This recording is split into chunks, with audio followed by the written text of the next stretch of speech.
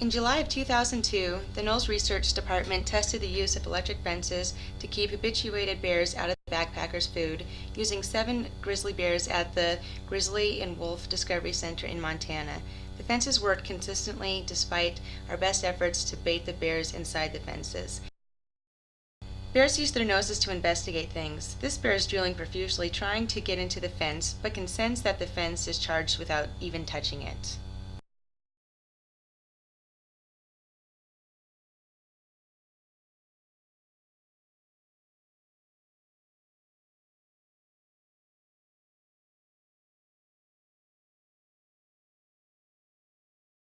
This bear carefully checks each of the 3 strands, but never touches the fence.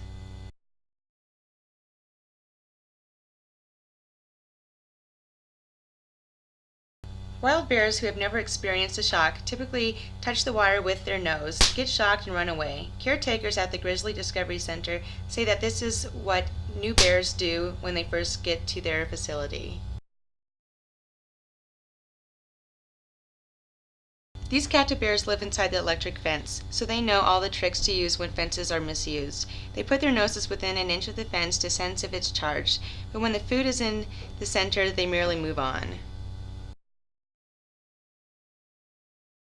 We couldn't get the experienced bears to try to get into the fences until we placed piles of food outside and smeared trails of peanut butter leading under the fences. We also moved the main food cache closer and closer to the edge as the day went on.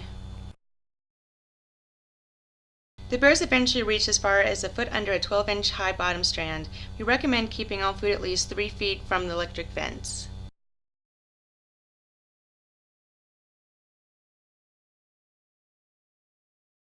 The only time a bear got a food bag in 14 hours of testing was when a food bag was 6 inches outside the fence.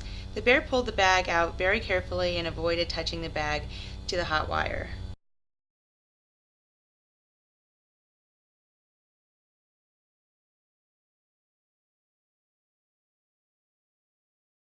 A shocked bear needs to see the wire to learn from its shock. The keepers at the center say new bears will avoid the wire if they can see the wire well enough to associate it with the shock.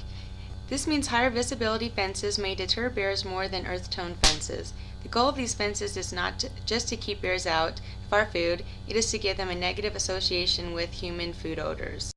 There's no charger on the tape fence on the right. This fence-savvy bear used his nose to carefully feel within an inch of the fence early in the day, but later in the day, when the fence charger was removed, the bear still respected the fence when it followed a bait trail to the fence. Fence-smart bears may try to reach under fences, but they can only reach about a foot under a 12-inch bottom hot wire before they get shocked and run away. Some fence-smart bears may dig near the fence so they can reach further. This bear followed a bait trail of peanut butter, cocoa, and granola and spent an hour digging to get about 6 inches further under the tape fence. Digging doesn't add much additional reach distance under the fence, but a U.S. Fish and Wildlife project showed that smaller predators will tunnel under electric fences if left for days on end. This bear was reaching under the net fence and got a small shock on his paw. We saw 4 bears get shocked by electric fences. 2 shocks were on the paws, 1 was across the face, and 1 was on the tongue.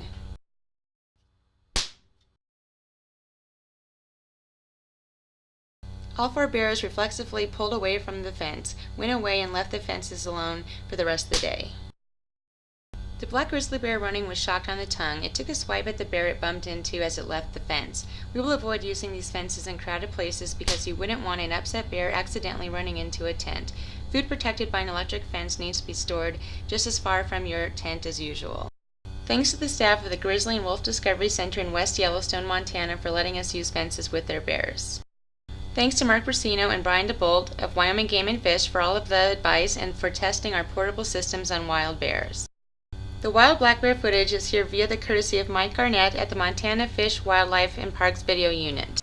And thank you to the Worthington Family Foundation for the nice video production equipment.